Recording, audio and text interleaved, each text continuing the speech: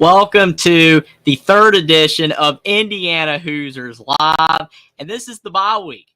We have a bye week for Indiana football, and it comes at a fantastic time for the Indiana Hoosiers after they have had a great first half of their football season, one of their best starts in program history. And I know some people are going to say, oh, Indiana, they haven't played anybody. Yeah, that doesn't make, any difference on the fact that they're 6-0. Like, who cares? It's because of the fact of who they've played. Well, I'm telling you right now, when you're talking about Indiana football is never 6-0. They never start their season off the way that they have started this season. So you got to love it for Indiana. And you got to at least say, with all the upsets that have been going on this year, including Alabama losing to Vanderbilt and tons of other big upsets from top teams, you got to at least look at Indiana being 6-0 and say it's kind of impressive. So it's definitely a big deal for the Hoosiers, and I cannot wait to get into this edition of Indiana Hoosiers Live. We got a lot to talk about. We're going to be recapping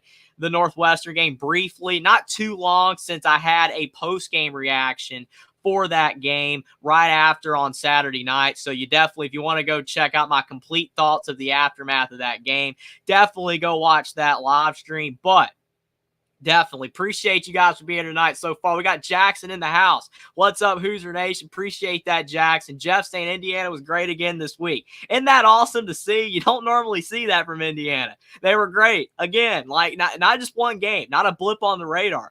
They've been good game in and game out, week after week. It's fun to see. We also got Steven Cherry Jeffrey. Now, appreciate that. Steven says, think Indiana will be 7-2 heading into the Ohio State game. Hey, I'll take 7-2.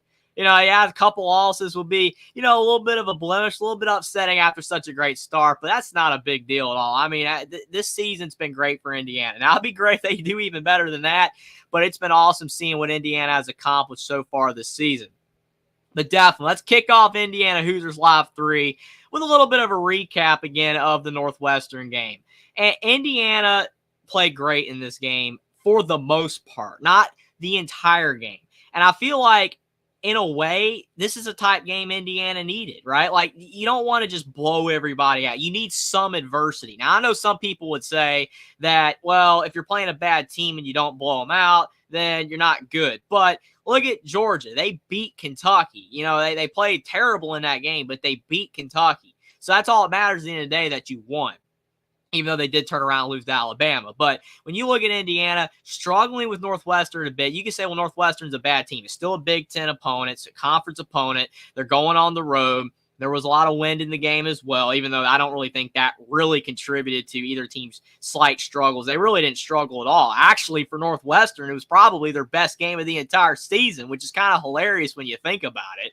Like, Northwestern has been pretty awful. They played pretty good against Indiana in the Indiana game. And the Hoosiers, I mean, defensively, that's a little bit of a concern for Indiana football overall. When you're talking about this season, the defense, it does need to get better. That's been kind of an issue, a little bit of an issue. But still, their defense is way better than it was the last couple years of the Tom Allen era. It was a lot worse toward the end of the Tom Allen era. Actually, at first, they weren't bad on defense, but because he was a defensive-minded coach. It was him kind of flipping the script from the Kevin Wilson era, where he was all offense, no defense. Well, Tom Allen was more defense, but he had some good offensive with Penix and Peyton Ramsey. But then it all collapsed after that in the final couple seasons of his tenure, where his defense wasn't doing anything, even though he was calling plays the one season. I think in 2022, he was calling plays, but it didn't matter. So their offense and defense was poor.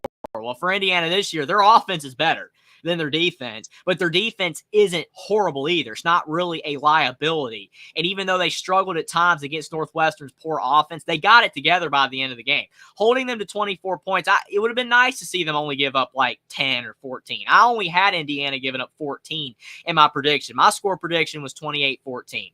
But at the end of the day, Northwestern got 24. But Indiana scored 41. And Indiana's been consistently getting into the 40s. They've been doing a great job on offense, game in and game out. And that's been a great thing to see, because they have a better defense than they did during the Kevin Wilson era. And they arguably have a better offense than even the best year that Indiana had under Tom Allen. So that's why Indiana is a more complete team. And that's why they're winning games, even if the opponents that they're playing aren't all that great. I know some people are going to say that again. But UCLA, Maryland, I mean, these were bowl teams last year. Northwestern was a bowl team. All three of these teams were bowl teams last year.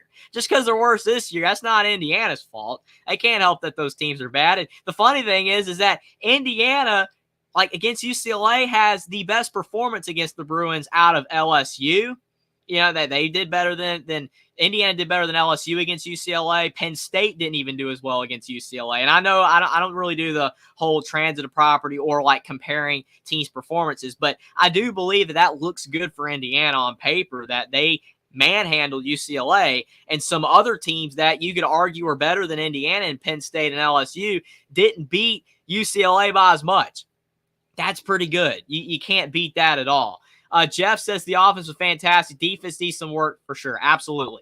Everything's better than the Tom Allen era outside of the 2020 season, but it was an anomaly. I just don't know if you can really count that season because it was such a weird year. A lot of things just really weren't, up to snuff all around that season. It was a weird year. I mean, the fans were barely there at all. I mean, it was a crazy year. It's definitely not a normal season of college football. So even though Indiana had a great year, and you definitely can attribute that to Penix, being fantastic, I still don't know if you can really say it was legit. This feels legit. This is absolutely fair and square. The fans are there for everybody. This is a normal season of college football, and Indiana looks like a legit team. And statistically, they're backing it up. I mean, they have good statistical numbers in a lot of different categories, so you can't beat that. We got Clint Moses in the house as well, saying, "Hoosier Daddy." Appreciate that, Clint Moses. Definitely appreciate you for stopping by. But absolutely, I mean, it wasn't a perfect game for Indiana, but think about if they didn't win. If they started out 5-0, they got ranked at 23rd, and then they lost this game. What would people be saying then? Oh, well, Indiana, they're back to the same old Indiana. Still don't even really think that you could say that even if they did lose this game because of the way they've started. I mean, they've broken tons of records. Curt Cignetti has gotten Indiana with the 5-0 start, first time since 1967. I mean, I want to say the greatest heights Indiana's ever achieved. I guess you can't say that. I mean, Indiana did win the Big Ten back in 1967 and all that, but still, like, Indiana's heights are not that high. They have no national championships. They only have 3 bowl wins in their entire history. So Indiana football does not have a lot of success. And this is their only second time starting 6-0. The 67 season, they went 8-0. So if they start out 9-0 this year, that would be another record. But like I said, that's in the future. We got to see what Indiana's going to do in their next couple of games. But definitely, this was a game that Indiana just needed to show, hey, we're ranked now, but we're not going to let that affect us. We're going on the road, playing a gritty team, a tough-nosed team in Northwestern. It's got a good defense. It didn't affect them. They found a way to comfortably win. Like, they didn't just find a way to win. They didn't just find a way to beat Maryland either. They found a way to kind of blow it open at the end. And that's what Indiana's been doing. They're grinding out games, and they find ways to kind of blow it open. They find ways to extend the lead later on in the game. It can be close. It can be dicey, but they can pull it out and end up winning by more than the spread indicates. So Indiana's just looking pretty good. I mean, do I think they're a top 10 to 15 team? No. But I'm just saying, based off the way that they're playing these last couple of games, and especially this Northwestern game, coming into their bye week, they didn't slip up. And that's the biggest thing for IU. Doesn't matter what the doubters say. Doesn't matter what the media says. Indiana just did not slip up. And I think that that's the biggest takeaway from the Northwestern game. But now that Indiana is going into their bye week, where can Indiana improve? This is a big question because when you go into a bye week, you always want to come out on the other side better than when you came in. And Indiana, again, hasn't had the toughest first half of their season, but they had a couple of, interesting games against decent opponents, and they got it done.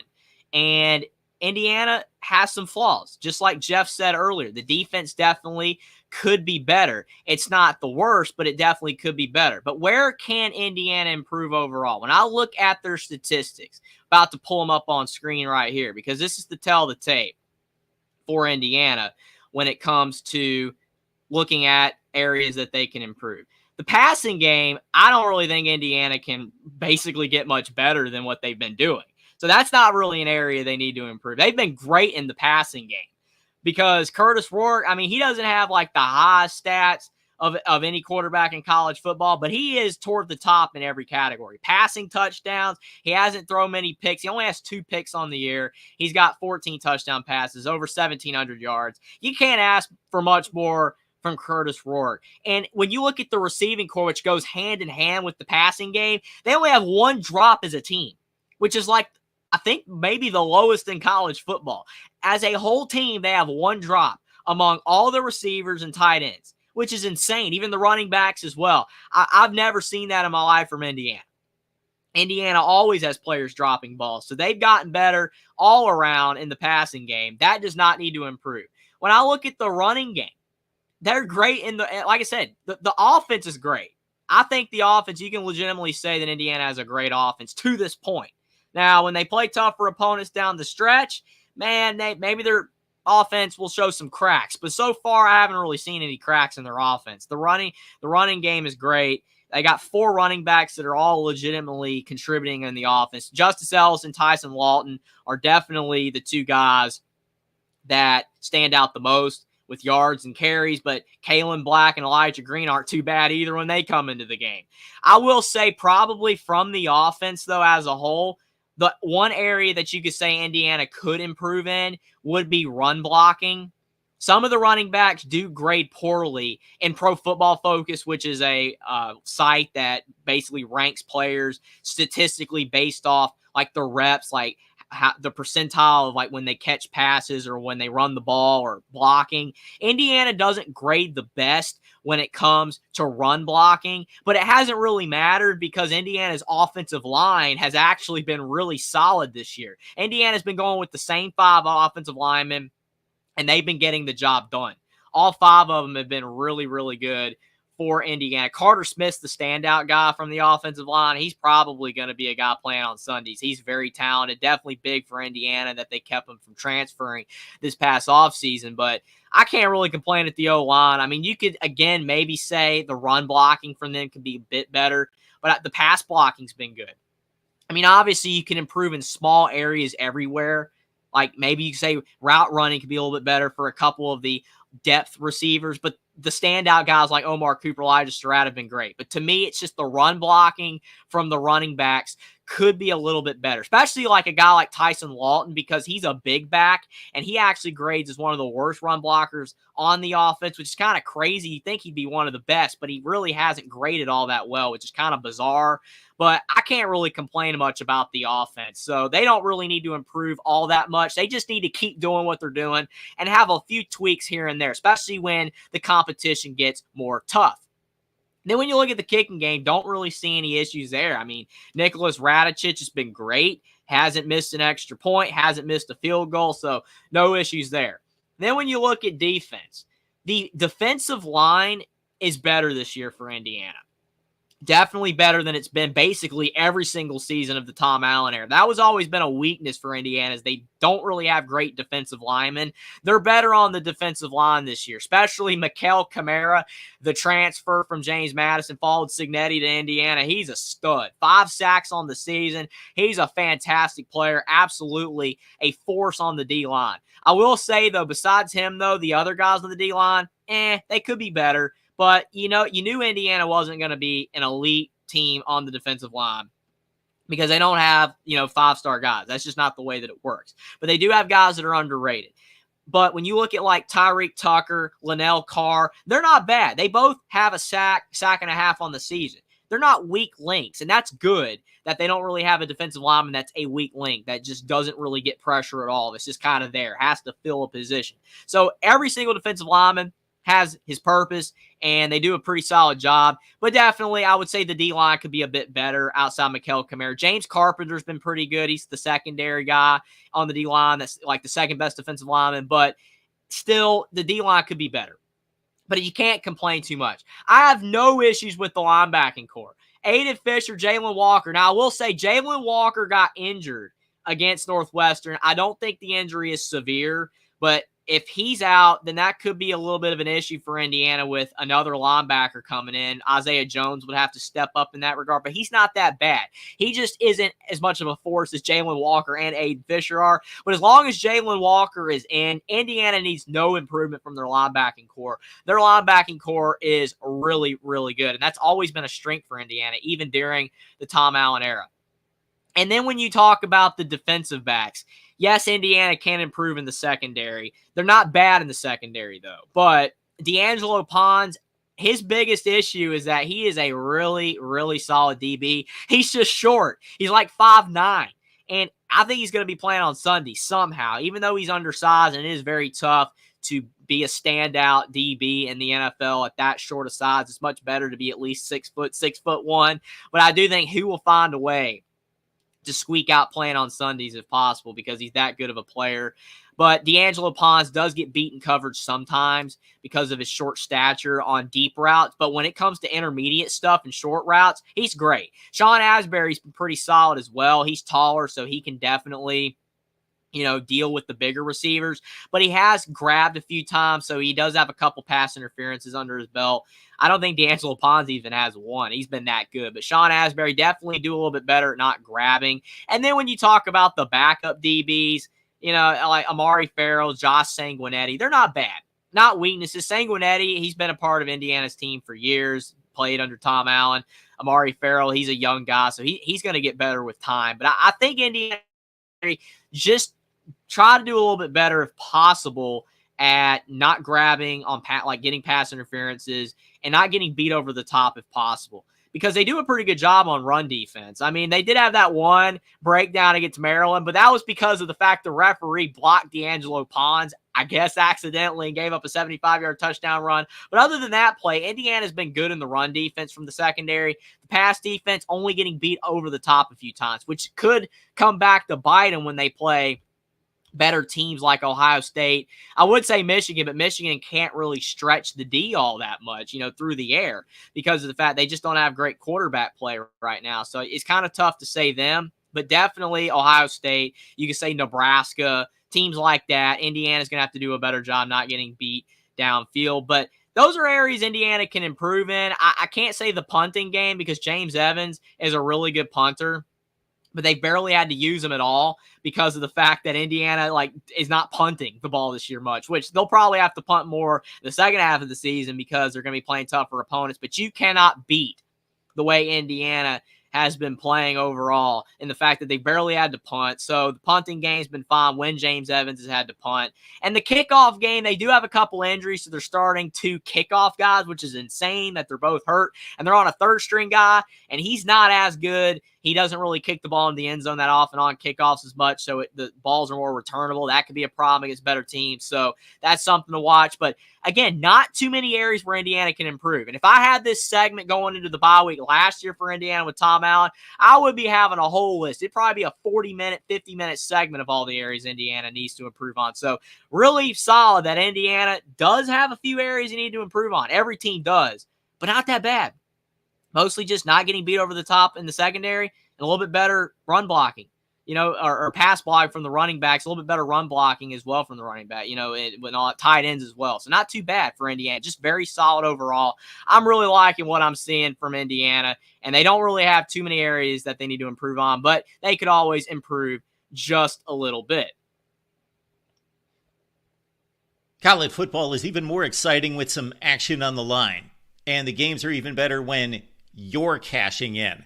And the Voice of College Football is the place to be to get the greatest value. Let's start with my picks. 75% against the money line, 58% against the spread. I've got a 40-year track record. In fact, in 2023, at $100 played per game, you would have netted over $9,300. And guess what? I'm just the warm-up act. Steve Merrill, our ace in the hole, show stopper from Wager Talk. 6 years with the Voice of College Football, over 30 years in the industry. Steve gives us analysis on all the big games, but you can't miss Steve's weekly under-the-radar pick, which went 21-5 against the spread the last 2 seasons. I repeat, 21-5 against the spread. You also get picks from some of our top analysts here at the Voice of College Football, including Steve Dace and Matt Zemek. Become a YouTube channel member or Patreon member for just $99 per month. Go to the main channel on YouTube, click join, and select the betting tier. Do the same thing on Patreon. Make 2024 a winner now. But our next segment that we got to talk about for Indiana is, so this is some fun stuff. I mean, it might not happen. It might not even be a legit conversation. But why is it Curtis Rourke a Heisman candidate? Can we say that he should be a Heisman candidate? I know that they haven't really played great teams. I understand that. But Curtis Rourke, statistically, has been playing great football. Some of the best football that we've seen from a quarterback in an Indiana uniform so far ever.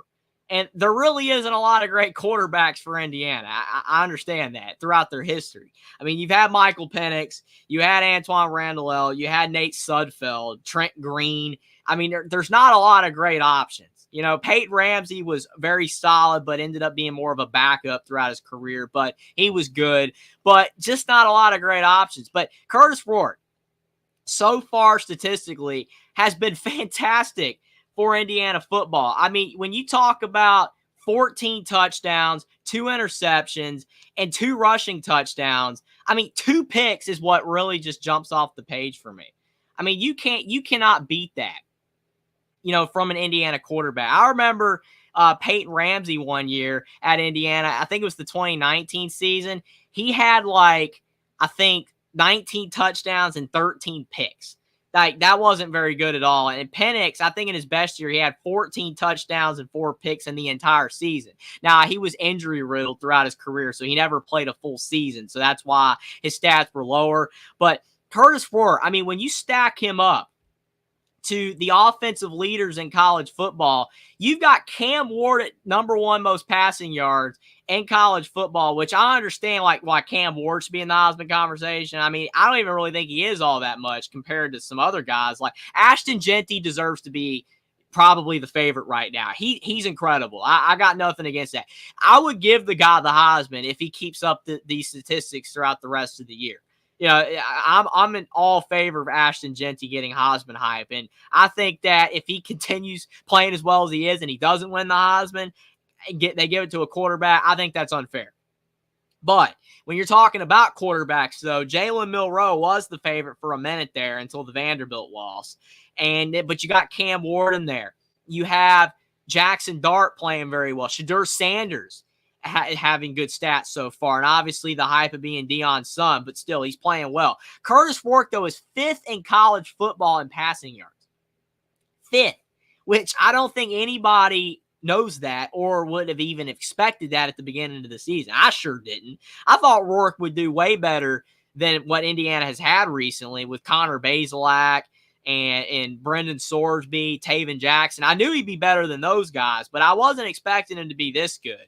And when I looked at the betting odds, I think the Heisman betting odds have Rourke right now at 16th in college football. So he is the 16th likeliest player in college football to win the Heisman. So he's in the conversation, but he's still on the fringes. And I believe that he should be a legit candidate. He should be in the top 10 right now. Because for one thing, when you talk about most of the guys that are ahead of him on the Heisman list, those teams have a loss or 2 already. And I understand that that's not indicative of a player like Jaden Daniels won the Heisman last year, even though they had LSU in multiple losses, which is fair. I understand that. I get that because he was that good. And if it wasn't for him, LSU would have probably been under 500 last year. That's how good and important he was to their team. Just like Lamar Jackson that year with Louisville. So you can win the Heisman when you're on a team that has multiple losses. And I'm not saying wins and losses are all that, but Rourke is the main reason. There's a lot of reasons why Indiana's 6-0. Obviously Cignetti, but there's a lot of other players that are contributing to it, including the wide receivers. But Curtis Rourke's play is the glue having this whole team go together and play at this high of a level. And I think he should be a Heisman candidate. He's not getting talked about. I wrote on Twitter, in my opinion, that I think he should be a Heisman candidate. And I don't really think anybody necessarily agreed with me, but I don't really think anybody disagreed with me either. That was my tweet right there. He should be a Heisman candidate. I think that he should be. And if he's not, in most people's minds, because he's playing at Indiana, then that's just downright unfair. I'm going to go ahead and say it right now. That will be unfair. I don't care where he's playing. Just like Ashton Genty at Boise State. It doesn't matter that it's not a blue blood program or, a well-known program for football. That shouldn't matter at all. What you're doing should matter. And Curtis Rourke is playing that good. Now, again, I will say that as a Heisman candidate, he should only be that right now. Because he could, in these bigger games down the stretch of the season against Nebraska, Washington, Michigan, and Ohio State, he could struggle. He might not play as well in those games. And if he doesn't, then take him off the Heisman candidate list. Like move him down the rankings, and he won't even be in the conversation. But up to this point, right now, I definitely think that he should be a Heisman candidate. And with him being the 5th highest quarterback when it comes to passing yards, and he's one of the lowest in college football when it comes to interceptions. Like, there are not that many quarterbacks that have fewer than 2 picks or right at 2 picks or even 3 picks. Like, that's few and far between. A lot of quarterbacks have 4, 5, 6, 7, 8 picks right now.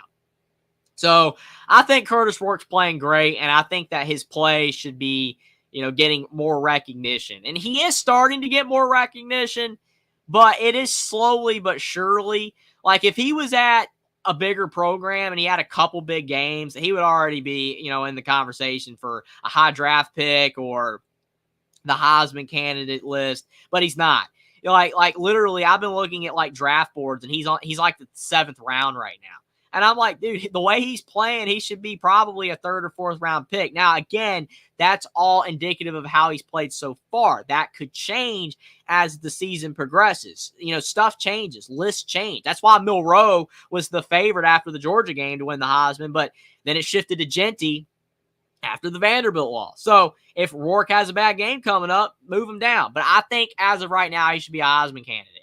I don't care that he's at Indiana. I don't care who they've played and how poor the teams that they've played. I mean, he's throwing for 300-plus yards like every game. He threw for 380 yards against Northwestern, 3 touchdowns and no picks. And against UCLA, he threw for over 300 yards and 4 touchdowns.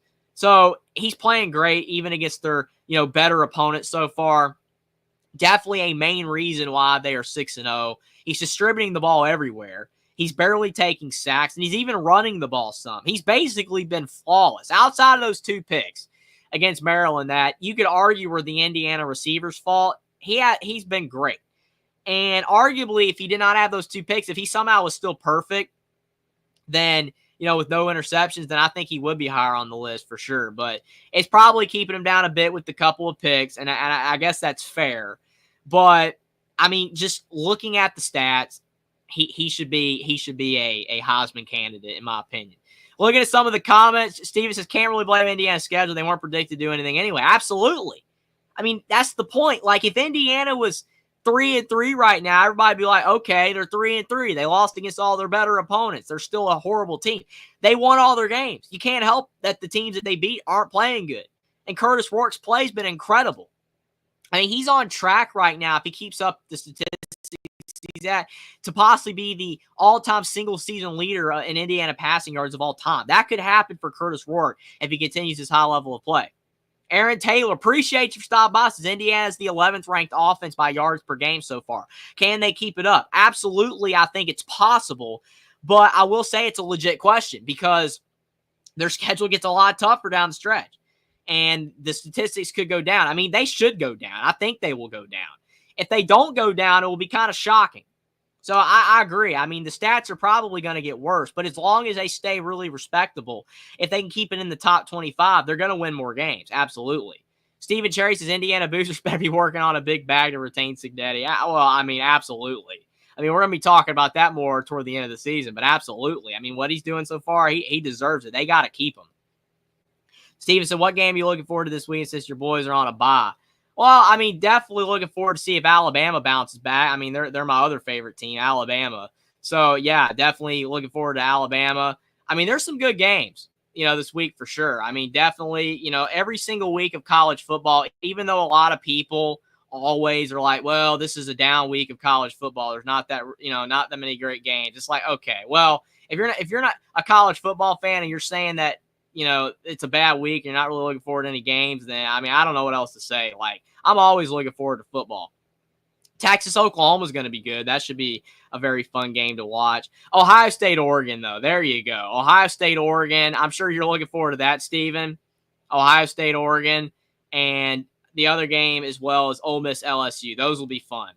Kansas State, Colorado is going to be a good late game. Tough to stay up for those. So I'd say Ohio State, Oregon of like the non-teams and all that. And then, Bama, South Carolina for sure.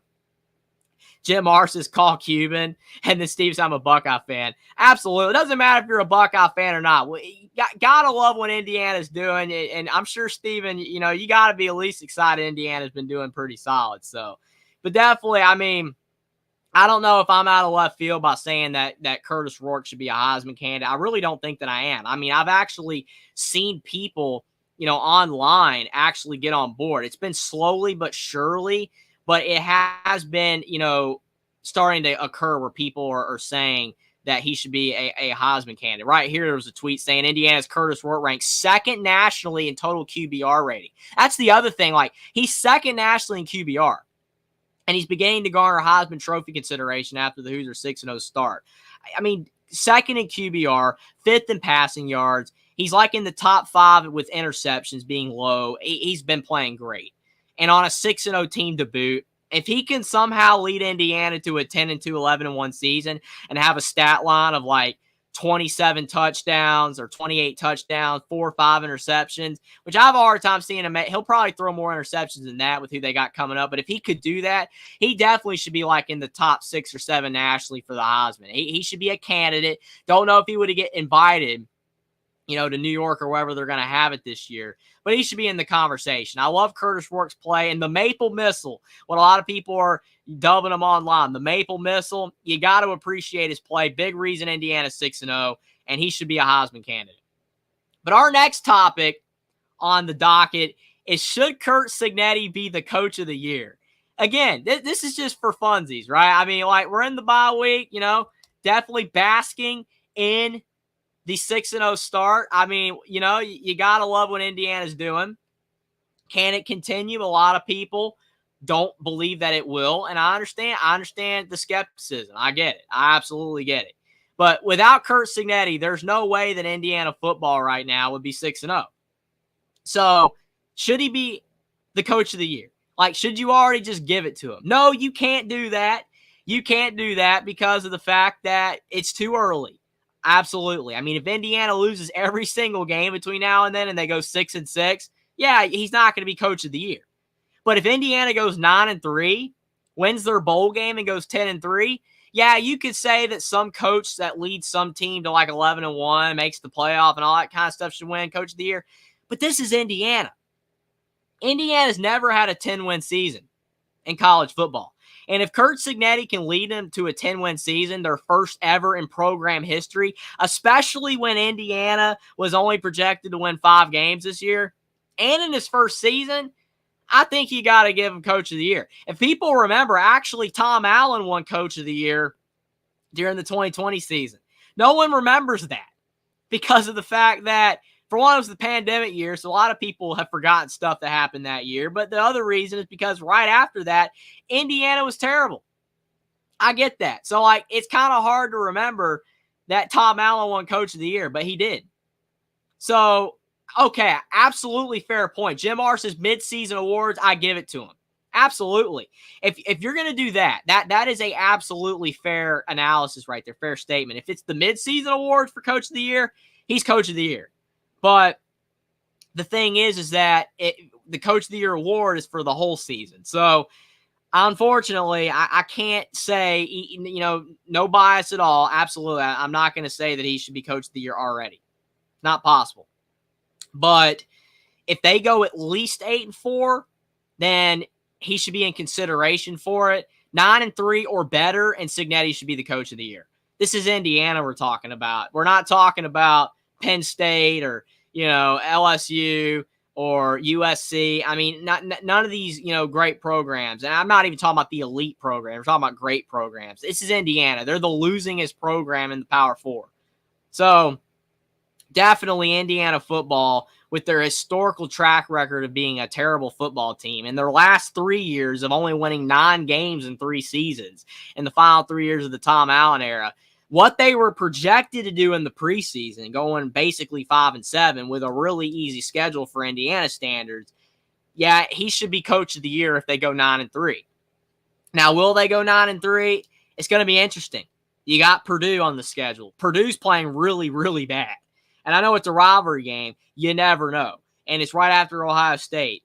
Like I said, anything can happen. But that would be 7 wins for Indiana if you can get Purdue. Michigan State. They've been up and down. Not playing great football, but they've been okay. But Michigan State could be 8 wins. Then you've got Washington at home, Nebraska at home, Michigan at home. You win one of those 3, you get 9 wins. Then you're coach of the year. And if people don't rank him as the coach of the year going 9-3, I don't know what you're doing. I really don't. I mean, I understand that, like I said, if you're at a school like Penn State, if you're James Franklin and you lead them to 12-0, give him coach of the year. Can you give co-coach of the year in that scenario? Like Cignetti should be co-coach of the year. I don't even know if they have that. They might. But I'm just saying, based off what Indiana's done so far, I've been so impressed with Curt Cignetti.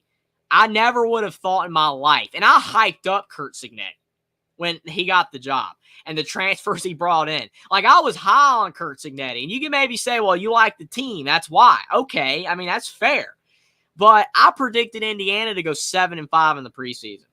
And they still could go 7-5. You never know. Maybe things completely fall off the rails. Again, I'm just excited they're doing what they're doing right now. Maybe things go in the wrong direction after this, but even still, a 7-5 season would still be good. When I predicted Indiana to go 7-5 in the preseason, people thought I was insane. They were like, you really think they're going to go 7-5? I say maybe 6-6, but most likely 5-7. Most people were in line with what Vegas was saying. And I remember there were some people on Twitter that were saying 3-9. And these weren't just trolls, right? They weren't just like, you could say Purdue fans or, just random people that were like, oh, well, Indiana's always bad. It doesn't matter. They got new coaches. They're going to go 3-9. There were actual journalists. There were people that are in the college football business making money talking football that said Indiana was going to go 3-9. I don't know how they thought that, especially considering that Indiana had 3 easy non-conference games. Like, you didn't think they'd win at least one Big Ten game with an easier conference schedule? Yeah, it didn't really make sense to me, especially also Cignetti's track record of never having a losing season as a head coach. That was the biggest reason I had Indiana going 7-5, legitimately. I don't know if you guys remember, I made a preseason video talking about Indiana football on my Only Talk Sports YouTube channel. If you guys like to go check out Only Talk Sports, there's the link right there. But I said in the video, I'm like, Indiana's going to go 7-5. Like, Cignetti has never had a losing record. He is going to go 7-5, I think. And the schedule's easier. Like, if the schedule was really hard, I never probably even would have predicted that. But people were saying 3-9. So, based off preseason expectations and the possibility of going 9-3 or even 10-2, which would be insane, he's got to be the coach of the year in that scenario. But right now, for sure, definitely midseason awards, he's the coach of the year so far. Absolutely. Not even debatable. Like, I don't think anybody would debate that at all. I know some people, well, Pat Narduzzi's got Pitt undefeated. Well, okay.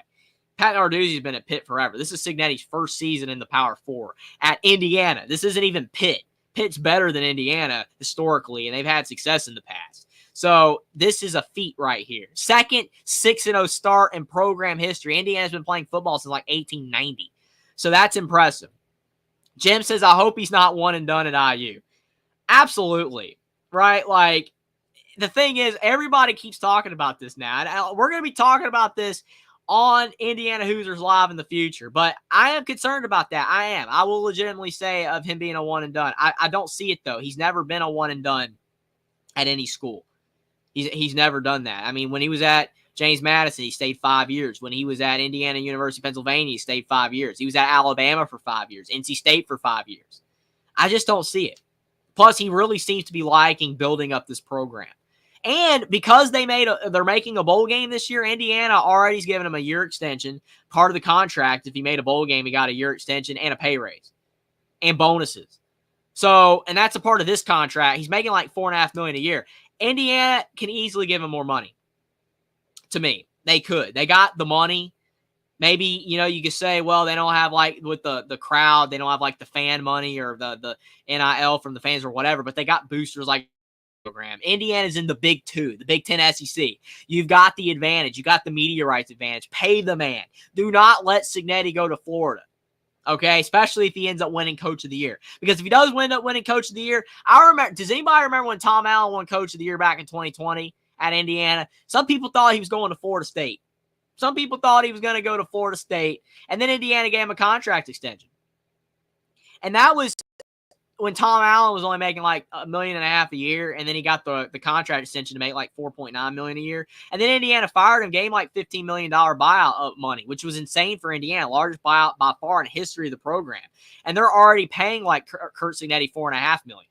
That was on his first contract. They could easily up that to $7-8 million, and that would almost price out most programs. So to me, I just don't think Indiana's going to lose this guy as long as they pay him. I really don't. He is 63 years old. You could say maybe he wants to try it out at Florida. I wouldn't do it. I wouldn't go to Florida. I mean, especially with Indiana. I mean, the guy, all he's got to do is go 7-5, 8-4 every year, and the fans are going to love him forever. He'll be even way better than Bill Mallory, who had a losing record at the end of his tenure.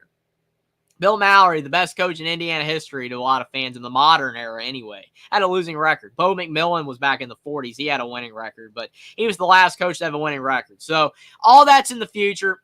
All that's premature, to say. We got to get through this season, and Indiana just basking in the 6-0 glory, and hopefully it continues. But I don't think Cignetti is going to leave IU very easily. I don't. I really don't see it. I think that he's going to stay, especially if they give him a pay raise, and there's a great chance that they will. I don't think that they want to let him go. They wouldn't have hired him. They wouldn't have hired him. They wouldn't have fired Tom Allen, gave him that much buyout money, and then given him such a big contract already. This is Indiana we're talking about. Indiana's acting like a big school in football. And if they continue to act like a big school and they keep Cignetti, especially, I mean, if he continues this success, if he wins Coach of the Year and then they give him a pay extension, a pay raise, and then this continues down the road, Indiana could end up being a decent school in football, even after him. They could hire someone else to be good. It could really boost up IU. We'll see. It's all premature, but can't let him get away. Steven says Cignetti should be on the ballot, 100%. Jim says they've already met the +3 record improvement midseason. Impressive. Absolutely. I mean, they went from 3-9, now they're 6-0. Even at 8-4, people don't understand that even 8-4 would be great. Steven says, I think Indiana beats Nebraska, loses to Washington, beats Sparty, and upsets the Cheaters and Ann Arbor. Oh my goodness. Gotta love it, Steven. I love how that stuff's still being talked about with the Cheaters. That's hilarious. But hey, that would be huge for Indiana to beat Michigan. They beat them back in 2020, but if they could beat them again, it would say, hey, Indiana can beat Michigan. Not maybe on a regular basis, but somewhat consistently every now and then. That'd be pretty cool. But that right there, if they beat Nebraska, beat Sparty and Michigan, that's 9 wins. And then you got Purdue. That could be 10. It still would be crazy. I would just be happy with 7-5, but we'll see. And then Steven says, Cignetti 63, I doubt he leaves. That's the way I'm feeling it, but you never know.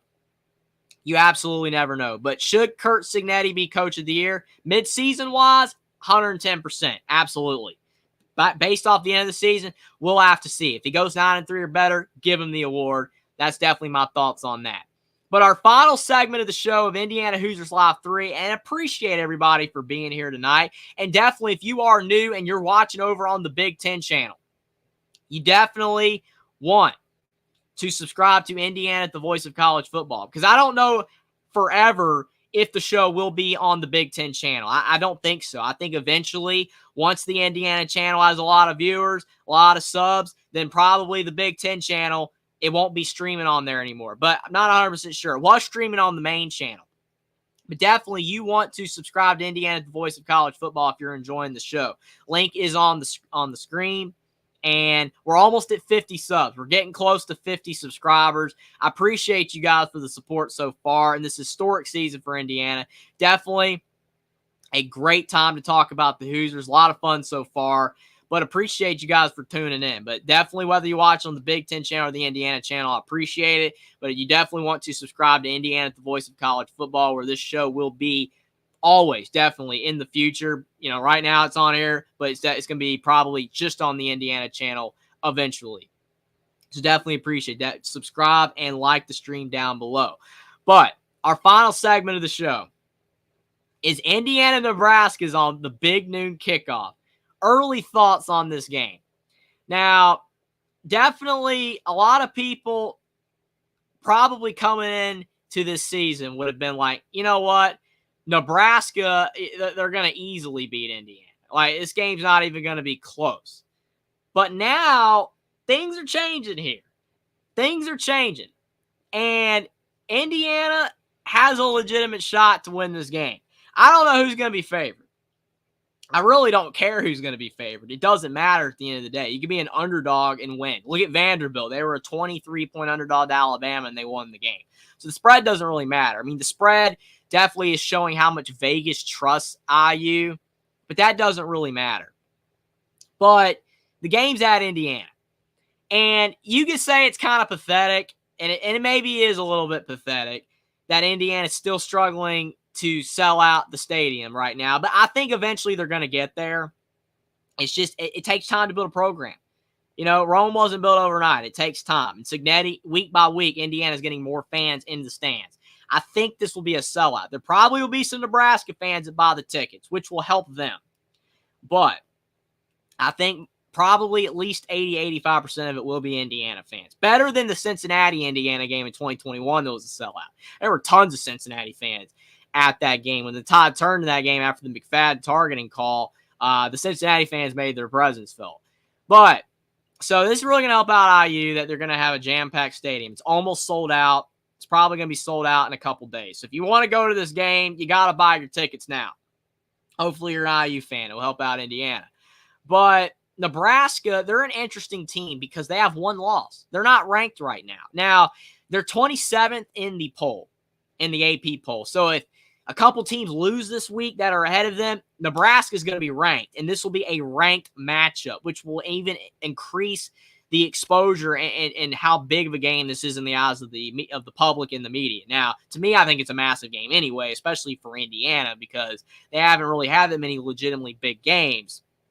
But if Nebraska is ranked, that'll make it even bigger. It's already big that's on Big Noon Kickoff on Fox, and it's very well possible that the Big Noon crew on Fox will go to this game. Urban Meyer, all those guys. The equivalent to Game Day. Game Day go because there's a lot of other big games this week. So I think that probably it just be the Big Noon people, which will still be a big deal for Indiana. They haven't had the Big Noon guys in a couple years. So they haven't had Game Day. They only had Game Day once back in 2017. But I think it's a lot harder for the Big Ten schools to get Game Day now because Indiana and all the Big Ten schools are only on Fox now. They're not on ESPN. So, they're going to favor the SEC and those teams. So that kind of is what it is. But, not the biggest deal breaker. But when you look at Nebraska, like I said, one loss, they're not ranked, but they could be ranked when they play, and their only loss is to Illinois. That's not a terrible loss because Illinois is having a good year, but if Nebraska was a great team, which a lot of people and Nebraska fans are happy, and I'm happy for Nebraska fans. They've been bad for a long time. They were really good in the past with Tom Osborne. After they fired Bo Pelini, it's been kind of rough. But they're better now with Matt Rule than they were under Scott Frost. He's slowly getting the Scott Frost way out of him. That's been my trademark. My statement for Nebraska the last basically couple years, people have been laughing about. Matt Rule is slowly but surely getting the Scott Frost way out of him. That the Nebraska players in the fourth quarter just don't fall apart, and they can actually hold on to a win. That's something Nebraska's was incapable of doing when Scott Frost was the coach. But they lost to Illinois, and Illinois is a pretty solid team, but it was on their own field, and it was at Nebraska, so that was kind of not a great loss. But they do have wins over Colorado, which that win's looking better because Colorado is playing better, and they're actually maybe legitimately decent this year. So that's big for Nebraska. They did just beat Rutgers, who was previously undefeated, so that was a big deal, for Nebraska as well. So, overall, like, I think they've been fine. I mean, could they be better? Absolutely. I mean, you can say that about most teams, right? That you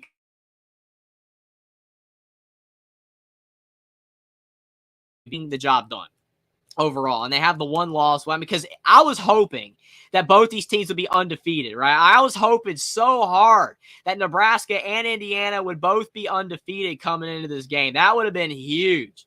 But, Nebraska, they didn't hold up their end of the deal. It's surprising that Indiana did.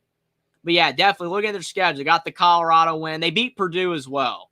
And Rutgers. I mean, their schedule really hasn't been that much tougher than Indiana's. They just have the non-conference win. That's against a decent opponent. Indiana didn't have that. But, I mean, the Big Ten wins. Illinois is better than anybody Indiana's played, but Purdue's terrible. Rutgers, we don't know how good Rutgers is. Rutgers could get worse as the season goes along. And actually, Nebraska struggled with Purdue. It took them till like the fourth quarter to pull away. Now, I will say that's a little bit hypocritical because I have said the same thing about Indiana, that they pulled away in the fourth quarter. But Purdue's really bad. Like, Purdue is worse, I think, than UCLA. Like, Purdue just lost 52-6 to Wisconsin. Like, Purdue is awful. And I hate it for Purdue fans. I hate it for Michael. Like, it's bad right now for Purdue. But Nebraska, you would think if they were a better team that they would have beat them by more. But comparing the stats, though, Dylan Raiola, 1,300 yards on the season, 9 touchdowns, 3 picks. He's been good. I mean, he's a young guy. I mean, he is a true freshman. He's a very talented player. He's going to get better with time. But he's taking care of the football. Not a lot of touchdowns, only 9 on the season in 6 games, but taking care of the football. And he doesn't, he's not like dynamic or anything. He doesn't really, run the ball or anything, but he is a good passer. So, that will help out Indiana. They don't have to worry about his legs or anything. But then the running game, I mean, Dante Dowdle's solid, Emmett Johnson. I mean, they got a couple decent running backs. And their receivers, they're balanced. They don't have a standout guy. They do not have a standout guy. And then looking at their defense, I mean, they got a couple guys that have over 30 tackles, a couple sacks. I mean, it's solid stuff. I mean, Indiana statistically has been better. I mean, Curtis Rourke has 400 more passing yards than Raiola does. And Indiana's running backs, the top 2 guys, are combining for over 700 yards to Nebraska's 500. The receiving corps has been better. And defense, IU is Aiden Fisher, has 55 tackles. And Indiana has more sacks on defense than Nebraska does. But I will say the one thing in Nebraska's defense is that their schedule has been tougher than Indiana's to this point. It has been tougher, so that's probably why the stats are slightly diluted. That could very well be possible. Because if Nebraska would have Indiana's schedule, their stats would probably be higher too. So I'm not going to go out there and say that, again, Nebraska's worse than Indiana. I mean, even if Nebraska is worse than Indiana, that's a possibility. There is a possibility that Nebraska is worse than Indiana. And if that's true, Indiana can still lose. The better team doesn't always win the game. So it really doesn't matter who's better. I believe that these teams are very comparable. Nebraska probably has more talent, but Indiana's got a lot of experienced guys. They got a lot of fifth-year seniors, fourth-year guys from James Madison and other smaller schools. Curtis Rourke from Ohio. He's in his last year of college football. A lot of older guys. And Cignetti, I don't know if you could say he's a better coach than Matt Rule. I mean, statistically, he's got a better win-loss record. But Matt Rule has had more success at bigger schools like when he was at Baylor, whereas Cignetti, this is his first season. So I don't know who you could say is a better coach. I think, both coaches are good. I mean, I maybe would lean Cignetti, but Rule has a bigger sample size, and he's had a bigger track record of success. So that's I guess you could say slightly even. Maybe I'd lean Cignetti, but both teams are good. Both these teams are very comparable. And if Nebraska didn't lose to Illinois, Nebraska would be ranked right now. And they might be ranked when they play. So this is a very even matchup with Nebraska having that advantage a little bit when it comes to talent.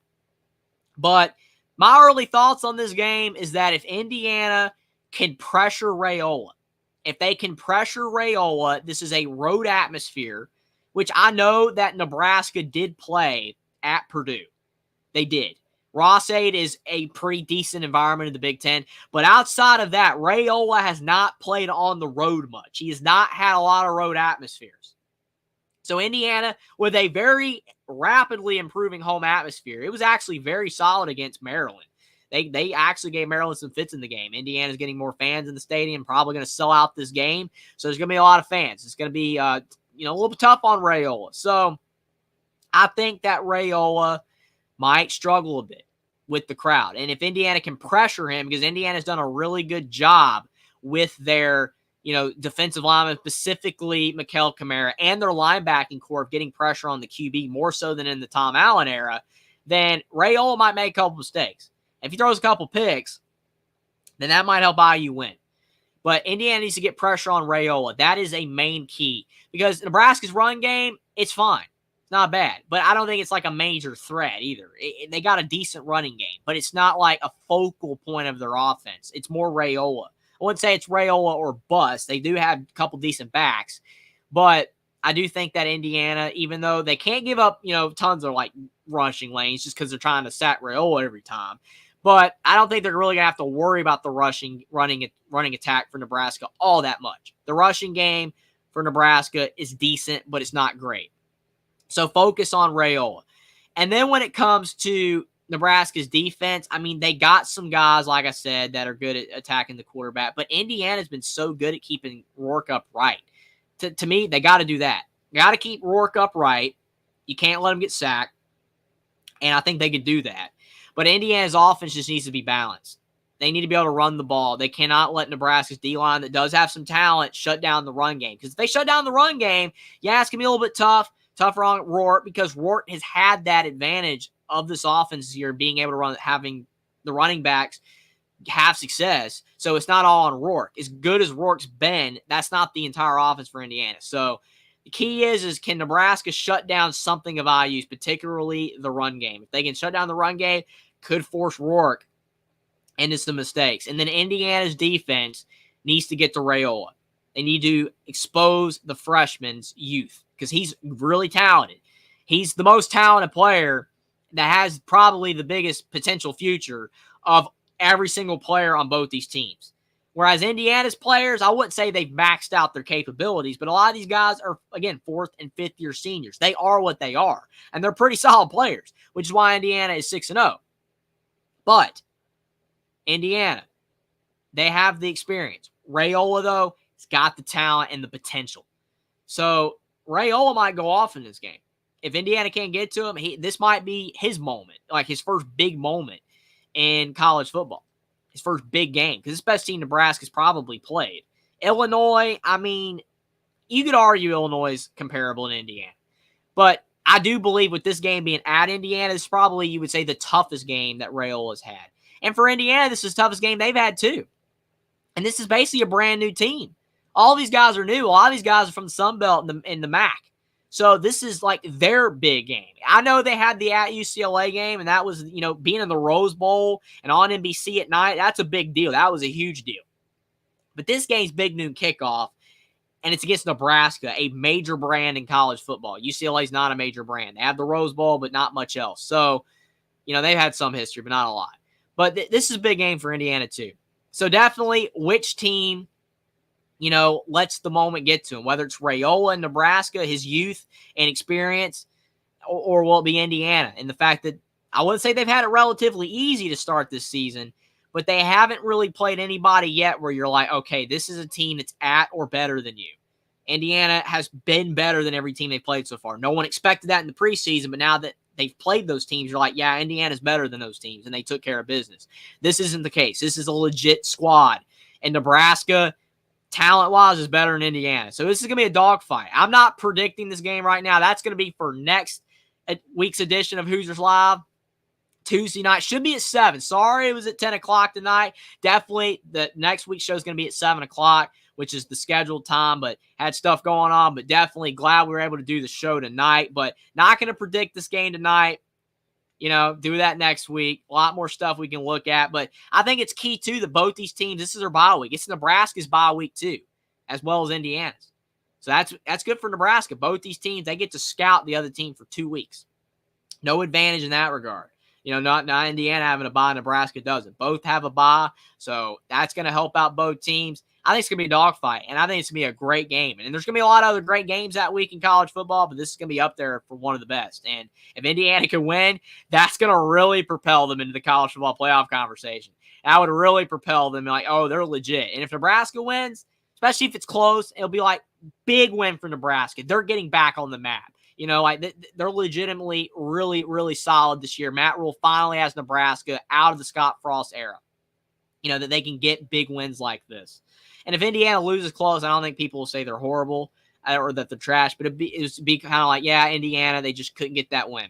They were close. They're getting there as a program. Signetti's doing a good job, but pump the brakes on like IU being like legit.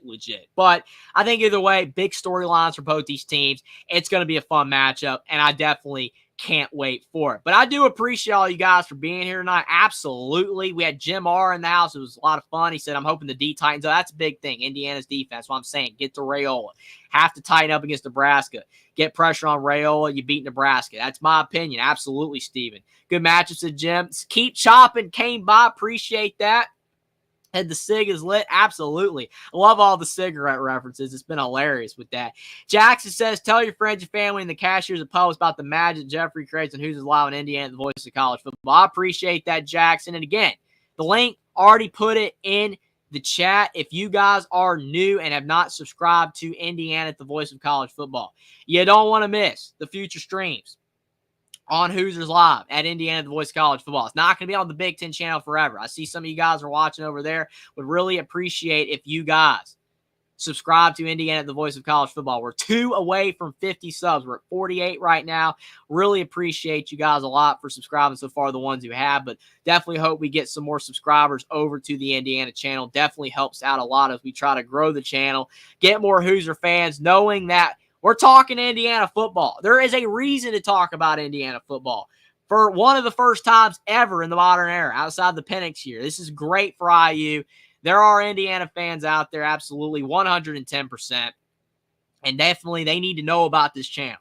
There's other Hoosier podcasts out there. There's a few of them. A lot of people do a great job talking about a bunch of different teams. But at the voice of college football, we got a lot of channels. And more on the way. Ole Miss is a new channel. You definitely want to check out the Ole Miss channel, the Rutgers channel, a lot of new channels. We got the main big channels as well, the Alabama channel, which, by the way, me and Jackson, Thursday night on the Alabama channel, will be debuting the Alabama Crimson Tide call-in show, which that's going to be fun. A lot of people are going to be angry, right, about Alabama losing to Vanderbilt. That hurt for me as a Bama fan, too. It hurt, but it's going to be a lot of fun. Can't wait for that. So definitely want to check out Alabama at the voice of college football too. But appreciate whoever subscribed. We're at 49 now. I don't know if we can hit 50 on stream, but definitely appreciate whoever subscribed there. We're at 49 subscribers. We'll stay live for another minute or two, but definitely appreciate that. Troy says, I'm hoping Indiana wins for selfish reasons. If Indiana's undefeated when they play the Buckeyes, it'll make the win seem better. Okay, Troy. You have me there. I'm like, that's great, Troy. You're hoping Indiana wins. But still, that'd be cool. That's cool. Indiana undefeated. If Indiana's undefeated when they play Ohio State, at that point, it's just like, okay. If Indiana gets destroyed by Ohio State, it would suck, but it'd be like, you know what? It's great that they're undefeated, man. They're 10-0. Like I said, I don't think that's going to happen. I think they're going to lose a couple games before then, but that would be great. I would help out Ohio State's playoff resume for sure. But obviously, I mean, you don't have to have that many great, teams on your resume to, make the playoff, but definitely helps with strength of schedule and with placement or whatever. But that's hilarious, Troy. But definitely appreciate you for stopping by. Steven. Hope you're right, man. Steven's saying Indiana winning over Nebraska 27-24.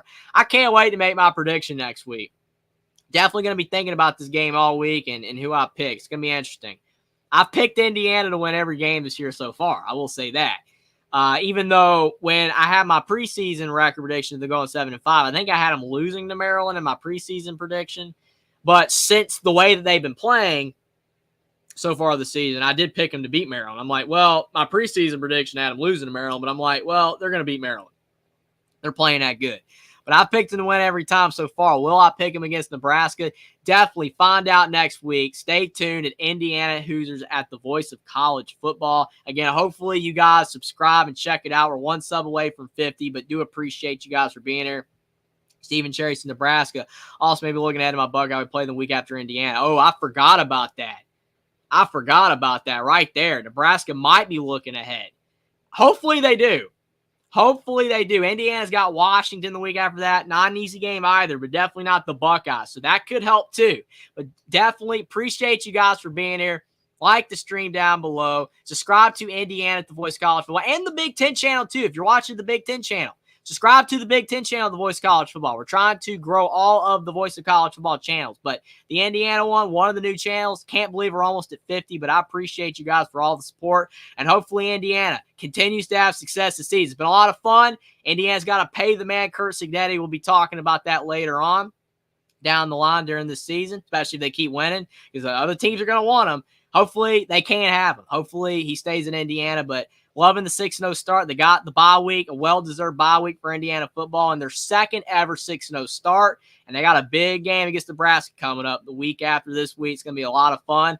Cannot wait for that game. Appreciate everybody for being here tonight at Indiana Hoosiers Live, and we'll see you next Tuesday at 7 o'clock for the next edition of Indiana Hoosiers Live, as we're going to be previewing the Nebraska game next week. It's going to be a lot of fun. Thanks for being here, everybody, and go Hoosiers.